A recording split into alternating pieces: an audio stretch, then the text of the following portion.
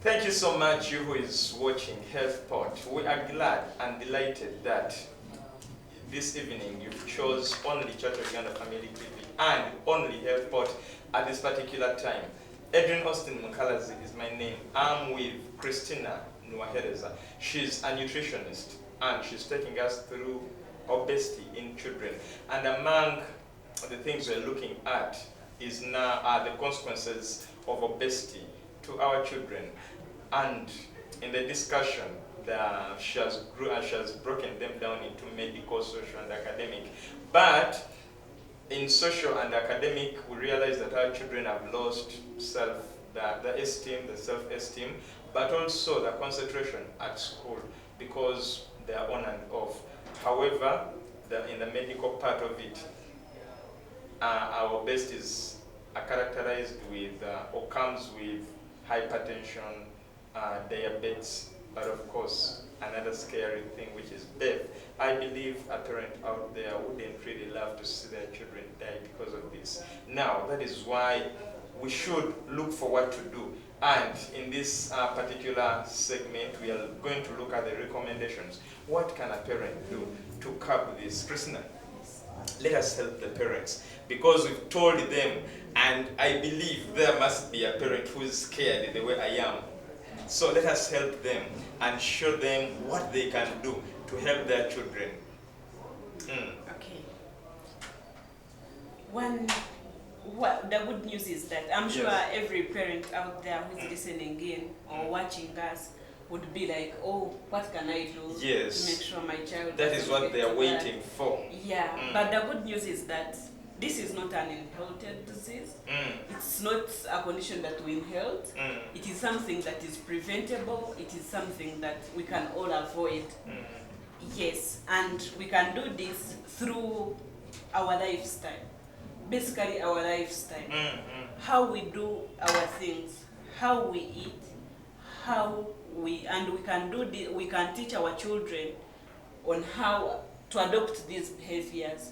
Because usually a child would do what she sees or he...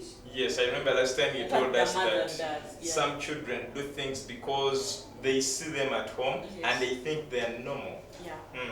Yeah, so usually children would pick up the behavior from parents. If you're someone who snacks a lot, your child is likely to snack a lot. Yeah, so one of the things or some of the things we can do to prevent childhood obesity is proper meal, or what we can call proper meal structures at home. Proper meal structures? Yes. I think you need to draw more flesh onto that particular point. We are coming to that. Yeah, we need to have proper meal structures. As a parent, as a mother at home, you just need to know, my children will eat this today. Or throughout this week, you have a program and you know your children will be feeding on this. And they will adhere to that program. Oh, what do I mean here? We need to have a healthy diet. Yes. Let us avoid fast foods. We avoid fast foods. It's becoming a habit to many of our modern mothers. They are working and it's late, they are rushing home, then they buy chips and take home for their children to eat. Yeah, but this is wrong. We should make sure, always ensure that our children are feeding on foods that are healthy to them. When we were looking at the causes, we looked at one of them like having a lot of calories that the body is not going to use. So for us to have our children healthy and how we can prevent this is to make sure that these children are eating food that is going to benefit them. And what is or someone would ask, what is this food that you talked about? So we would look at having a health plate where you have greens, or we can call them vegetables. You can have fruits in your diet. When we talk of fruits, we are looking at all types of fruits: bananas, watermelon, pineapples, and we look at the vegetables. We call them infandiro. Yes. Yeah. So all those green things we see. Some my neighbors have gone ahead to eat cassava leaves. Sombe, they call it sombe. Yeah, and it's nice. So have you ever tested it? No. But I see people enjoying it. So I think one of these days I should befriend a Congolese to share with me. Please, if you're there, I want to taste some. You should try it. I see people enjoying it. Yeah, but we have Uganda. We are blessed. We have a variety of these vegetables. Yes, we have nakati, we have buga, we have skuma wig, all we of have them every day. So if it's your target, you can say my children, whether lunch or dinner, they will have greens on their plate. And it will be a habit at home, and people will practice. So I want to understand this clearly together with a parent out there. I have my plate of food, I have my matoke, my posho, and beans. But with this, I add the vegetables and fruits on this course, or they should be taken as a separate course. No, I've not said you can take them as a separate course if you want. Like you can snack in between meals. Okay. Maybe you took breakfast and you want to do something in between there, you do a salad. But when I talk of a health plate, I want you to have your plate the way you've drawn it. I have my you have plate. your plate. One, we divide it into two. So this part would cover our vegetables. Yes. Then we have a part which will have our proteins. Now protein, with that will be nuts, beans, beets, or whatever you're talking of, the sauce. Then we will have other part with fruits. You see this? Then that means this small quarter is covering our carbohydrates. So the posho, the matoke, and everything would fit in here. Is it advisable for me to ask for everything, rice, matoke, posho, potatoes and all that, at the same time? What are you eating? Because you're eating one in there, that is only a carbohydrate. I'm asking on behalf of my cameraman, Emma. Emma asks for all of these at once. No, but you're taking in carbohydrates just. So make sure whether you, and also portion matters. The portion you're taking. If you're someone who heaps the plate and even puts on the side then something is going wrong. And in near future you will see yourself growing fatter and you'll be like, what happened? Because once you tell your stomach to eat a lot, today if you eat a small plate, tomorrow you increase, then the next day this plate you serve it will not be enough, you will feel there is a space for another, then you can add more, then you keep adding. Some of us go to parties and you want to taste everything that is being served. You can taste as long as it is very small and it's not affecting you. Or if you know you're going to use that energy. But if you're going to eat and sleep, you eat the food and then you start dozing on the function. You're very wrong. So let's ensure that our children are having healthy diets. We can, I know we love our children and we want them to adventure, but we can avoid these fast foods. When I talk of fast foods, I'm looking at the chips, these other, there are many. The burgers, the pizzas, the American pancakes, all those. There are many. So let it be once in a while. You feel you need to take your children out for a treat, but let it be once in a while. It shouldn't be a habit that every day. When mommy is coming back home, she has to carry a pizza. No. You're doing more harm than good. So parents, let me hope fellow parents are following, including Emma. We are following, this is the only thing we have to do to help our parents. So another thing we can do to control or prevent our children from becoming obese, we have to lessen or reduce the sugars we take in. Because when we were looking at the causes, we saw that taking a lot of sugars is one of the causes.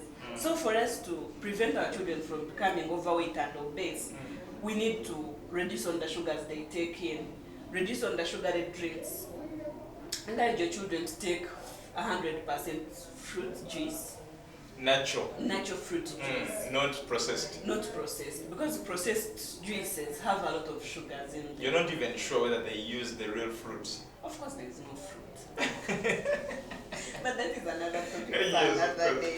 We don't want to nail them down. So, but sure you encourage your children to take 100% fruit juice.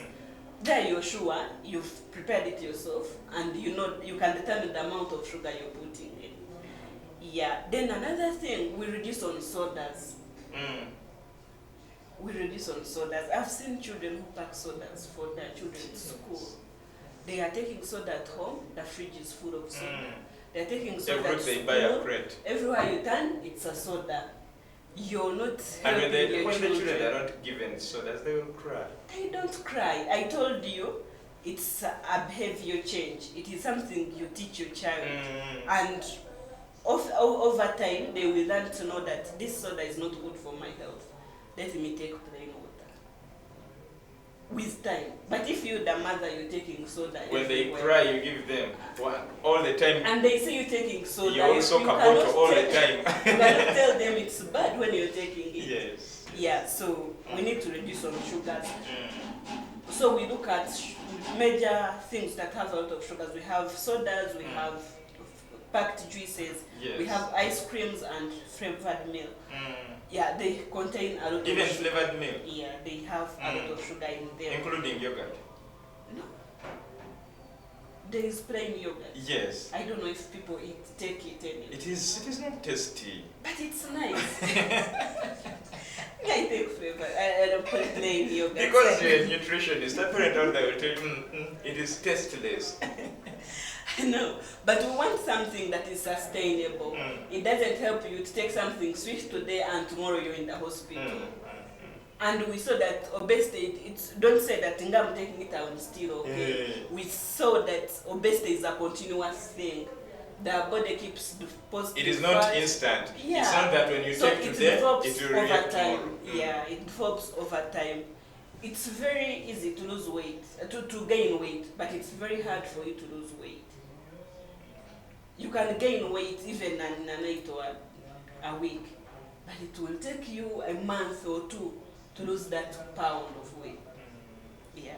So we just need to. Then another thing that is major, physical activity. We need to encourage our children to move more, to do more of physical activity. WHO recommends that a child should at least walk at least 60 minutes a day. 6 minutes? 60. 60 minutes, that is an hour a day. Yes. Not at the same time. Not at the same time. In a day. But they are engaging their body, they are moving. Now, parents, don't you think we are doing a disservice to our children if we don't do this? 60 minutes in a day? Yes. So, if they don't, then they are not using the energy or the food you give them. They have eaten food, but they are keeping it for some other work, which is not even there. Then which work is undone? Then it will turn into fat, and then you see someone growing fat and fat. Then we need to reduce on our screen time. Yes. We need to reduce on the screen time because you find that, especially, and that's why most children grow fat and during the lockdown. They're spending more time on the screen playing games and watching cartoons. Our children understand our phones better than we do. Exactly. These days, because they have spent much time, they have explored a lot on our phones that we don't have time to explore. That way they are living a sedentary lifestyle. They are not moving, they are not using anything for their body. So whatever they eat is being deposited because the body has nothing to use it for. It's the way you would harvest your maize and there is print of matoke. When there is a lot of matoke where it comes from, people don't look at for that maize. They will keep it in the store until there is no matoke, there is a long drought or there is famine, then they will look for the maize they kept some years back. So the same happens to our bodies. You keep putting in, as long as it has something to use, then it will keep depositing, until there is starvation, which will not come. So that means the stores keep increasing. Eventually they will get full. Yeah. So, and the child is obese. So, as we wind up, what is your last message to a parent out there? especially that you've given us the consequences and the recommendations. Re-encourage our parents who are watching us at this particular time on what they're supposed to do to save their children from obesity. Yeah. My message to you mothers and fathers out there is that my message to you mothers and fathers out there, or guardians or parents out there, is that we can prevent obesity in our children. It is something preventable, it is something we can avoid. As long as we change our lifestyle, we change our behavior, we look at what we keep at home. If you're someone who stocks your fridge with these unhealthy foods, the sodas, the ice creams, you better stop. And we can prevent this. And mind you, this obesity, it is something, if a child is obese as a child, they will grow up and become an adult who will be obese. So the cycle continues. Let us prevent this from happening to our children. It is something achievable, and it is something we can do to save our country and our new generations. Who am I to add on a word on what you've just said? I just want to thank you so much for following us. It has been a very interesting conversation, and I believe you have learned a lot at this time. Now that we have to go. EDRINE MUKALAZI is my name. I've been with CHRISTINAH, NUWAHEREZA, who is a public health nutritionist. And of course, this health pod program is brought to you by Makerere University School of Public Health. EDRINE MUKALAZI is my name. I've worked with Emma KHT on camera, Jonah Joe, the producer, and a very big team that works here and there to see that everything is on your screen the way you see it. Thank you so much. May God bless you and have a blessed weekend.